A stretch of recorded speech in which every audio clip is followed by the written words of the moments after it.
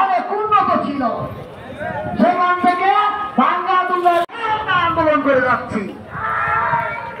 আজকে যারা আমাদের এই দাপুনিয়া অঞ্চল, গাজরা অঞ্চল, ফেরবানি অঞ্চল, দেওখলা অঞ্চলের অবনীত করেন, তাদের বাচ্চাদের অধিকার নিয়ে আজকে আমরা আন্দোলন করছি। তাই আমরা চাই মত নির্বিশেষে আপনারা আমাদের সাথে যুক্ত। আমরা আওয়ামী লীগকে আহ্বান করবো আমাদের এই আন্দোলনে যুক্ত। আপনারা আমাদেরকে ভাই মনে করেন, আমাদের ছাত্রদেরকে সন্তান মনে করেন, এবং আপনার সন্তানও আচারিয়াল হলিচাইল্ড অথবা দাপুনিয়া ডিকে ইসলামী উচ্চ বিদ্যালয়ের কথা আমাদের এই দাপুনিয়া বাজারের DKGS United College, Holy Child International School and College, এই সমস্ত জায়গায় পড়াশোনা করছে। ভবিষ্যতের জন্য আমাদেরকে এই আন্দোলনে একসাথে লড়তে হবে। আমি এখানে আওয়ামী লীগ বিএনপিকে আলাদা করে বলবো না। আমি একটা কথাই বলবো, এটা শুধু আওয়ামী লীগ বিএনপি বা রাজনৈতিক আন্দোলন নয়, এটা আমাদের বাঙালি জাতির মুক্তির আন্দোলন। এই আন্দোলন আমরা কোন ক্ষমতাশালী ব্যক্তির বিরুদ্ধে আন্দোলন করছি না। আমরা আন্দোলন করছি আমাদের মেরুদণ্ডটি যে ভেঙে দেওয়ার যে পরিকল্পনা করা হচ্ছে, আমাদের মেরুদণ্ড ভেঙে দেওয়ার যে পরিকল্পনা করা হচ্ছে, সেটার বিরুদ্ধে আন্দোলন।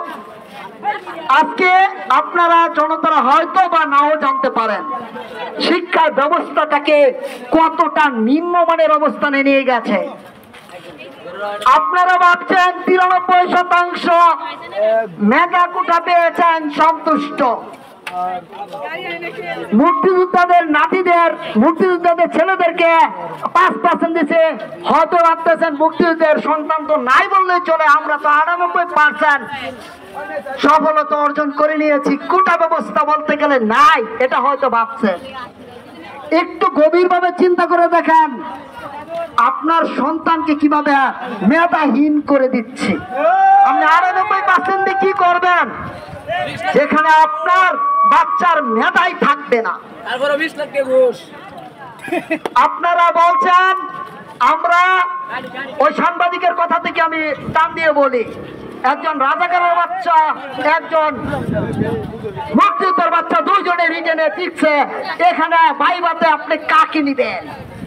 আপনার রিটেন কি আপনি জানেন না? আপনার রিটেনে কি হয় আপনি জানেন না? একজন ড্রাইভার যদি প্রশ্ন পাশের সাথে জড়িত হয়, তার মালিক কি? তার যে মালিক আছে সে কি? তার যে মালিক আছে সে কি? সর্বশেষ আঙ্গুলটি কিন্তু আপনার দিকে চলে আসে। তাই বলা যায়, যদি আমাদেরকে আমাদের জাতির মেরুদণ্ডকে ঠিক রাখতে দেন, তবে আমরা আন্দোলন থেকে সরব।